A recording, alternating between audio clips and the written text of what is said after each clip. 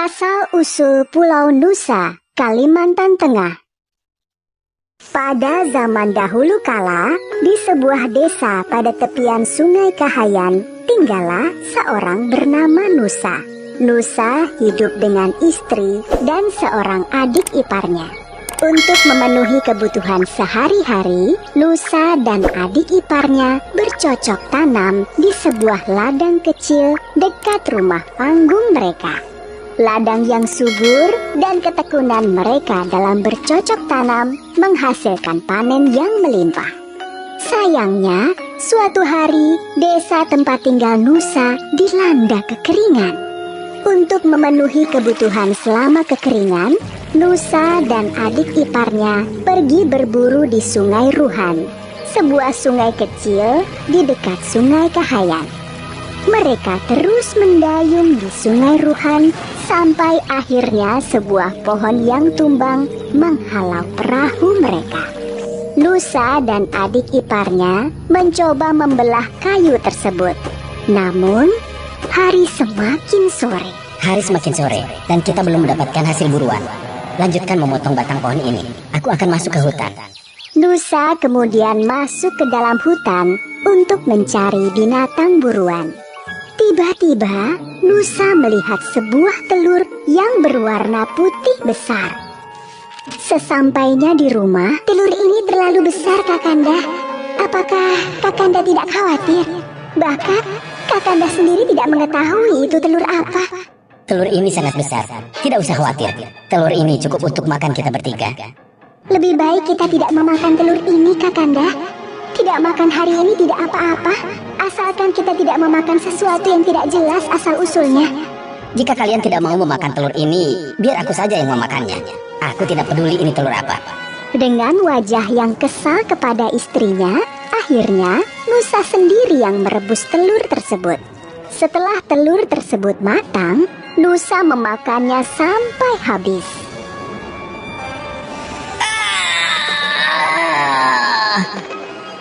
Nusa terlihat panik. Seluruh tubuhnya muncul bercak-bercak merah. Rasanya sakit dan gatal. Istri dan adik ipar Nusa datang membantu menggaruk tubuh Nusa. Bukannya menjadi sembuh, bercak-bercak merah di tubuh Nusa berubah menjadi sisik.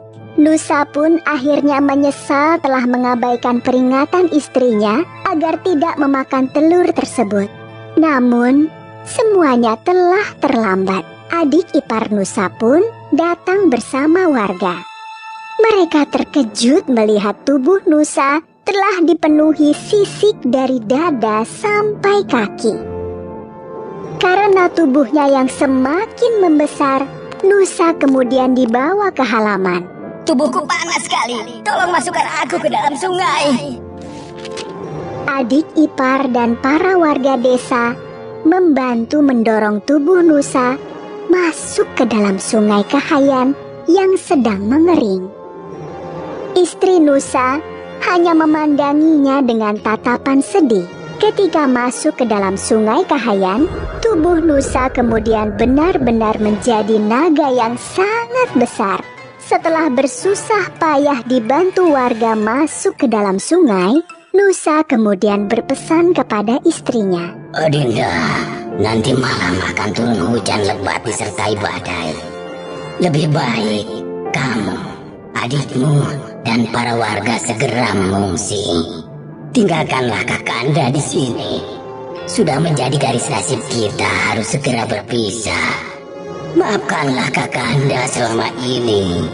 Nusa yang telah sepenuhnya menjadi naga itu hanya bisa menangis melihat kepergian orang-orang yang disayanginya. Pada malam harinya, seperti yang dikatakan Nusa, terjadi hujan badai. Luapan air yang besar membuat tubuh Nusa terbawa arus. Tubuh Nusa yang terbawa banjir Sungai Kahayan akhirnya terdampar di dekat muara. Nusa hanya berdiam diri sambil melingkar tubuhnya di muara Sungai Kahayan. Di muara sungai tersebut banyak terdapat ikan sehingga Nusa tidak kesulitan mencari makanan.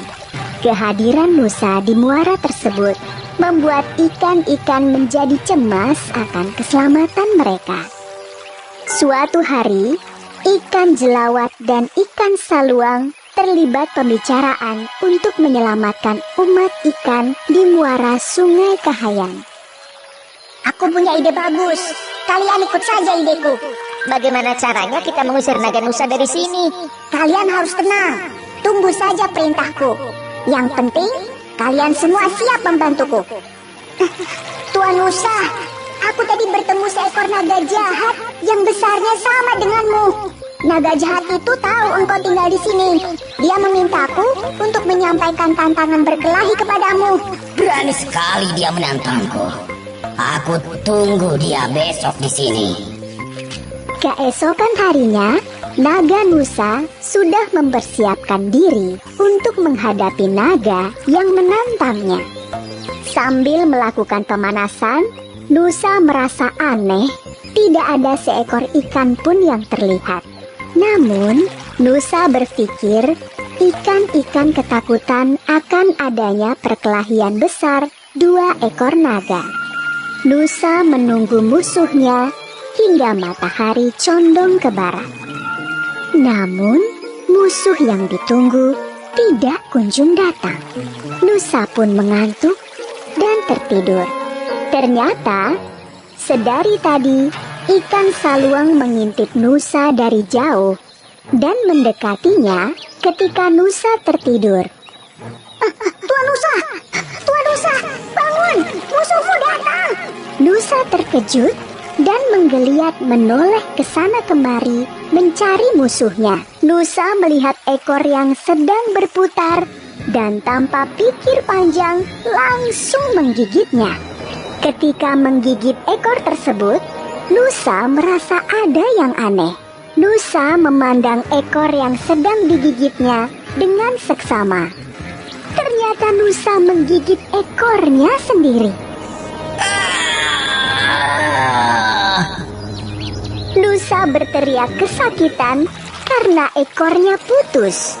Dan yang lebih menyakitkan, bahwa dia sendiri yang menggigit ekornya. Melihat ekor Nusa yang telah putus, maka ikan saluang segera mengomando ikan-ikan lainnya yang jumlahnya ribuan untuk menyerang ekor Nusa yang terluka. Wahai umat ikan di Muara Kahayan yang selama ini dijajah naga Nusa, saatnya untuk membebaskan diri kalian dari penjajahan ini. Segera serang dan gigit ekor naga Nusa yang terluka. Dengan serentak, ribuan ikan dari berbagai jenis menyerang ekor naga yang terluka. Naga Nusa lari ke sana kemari menyelamatkan ekornya. Naga akhirnya kelelahan dan tidak sanggup lagi untuk lari. Jumlah ikan yang mengerubuti ekornya semakin banyak. Nusa hanya bisa berdiri sambil kelelahan. Nafasnya tersengal-sengal dan dia pun menangis. Nusa akhirnya tidak mampu bertahan. Tubuhnya ambruk dan tidak bergerak lagi. Naga Nusa yang perkasa itu akhirnya mati. Ikan-ikan terus memakan tubuh Nusa hingga hanya menyisakan tulang-tulangnya. Kerangka naga Nusa itu akhirnya ditumbuhi berbagai tanaman, dari semak belukar hingga pepohonan.